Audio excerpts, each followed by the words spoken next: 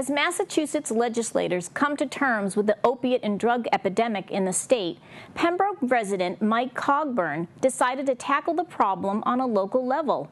After learning that the DARE program hadn't been funded for a number of years, Cogburn took the initiative to form the Pembroke Anti-Drug Coalition. They had a recent meeting at the Pembroke Library, and PCN stopped in to hear more.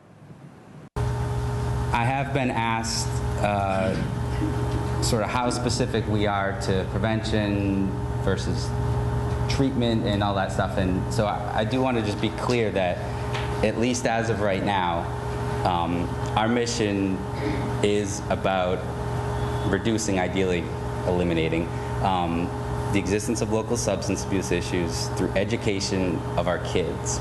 So we just passed a major piece of legislation. It's now law. Some parts of it are coming into effect right away. Other parts are going to be next year. And it does a number of things. One of the biggest things is it addresses access to care. We've seen anecdotally and through reports and research, some folks who are dealing with substance abuse and want to get help will do things like show up at the emergency room or go as far to get themselves sectioned, if you're familiar with that, actually be sent to jail because they have nowhere else to go or they don't have any other options. Obviously, getting treatment in an emergency room is about the most expensive and least cost-effective way of trying to get treatment. Obviously, getting into beds is what we want to do. So the law that we passed removes what I think was a pretty big barrier, which is insurance company pre-authorization. So moving forward, if your doctor believes that you need to get in for detox, or your family member or colleague or coworker, that you need to get in for detox rehabilitation treatment, you can get in for up to 14 days without insurance company pre-authorization.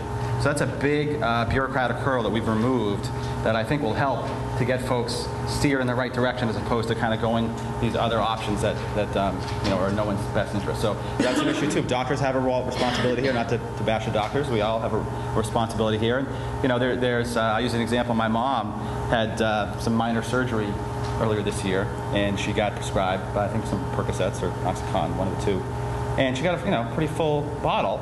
She took a couple. She was fine. After 2 or 3 days, she was back on her feet. Didn't really need it. It stayed in her medicine cabinet. She got much more than she could ever use. And while it's great that the doctor was looking out for my mom, that story concerns me. It's not bad enough what's already on the market. We're seeing new drugs come on the market that are even more powerful than OxyContin. Zohydro is one that comes to mind. Some of you is anyone familiar with Zohydro? Okay, you've heard about it in the news. The FDA approved Zohydro. I think it's 6 times more powerful than OxyContin, and it doesn't come in an abuse deterrent format. In other words, you can crush it up and it's powder, and you could do whatever you wanted with it. Whereas most drugs are required to come in an abuse deterrent format, so you can't really do that. The FDA approved Zohydro, even though its own citizen advisory panel, I believe, voted 11-1 against letting it on the market.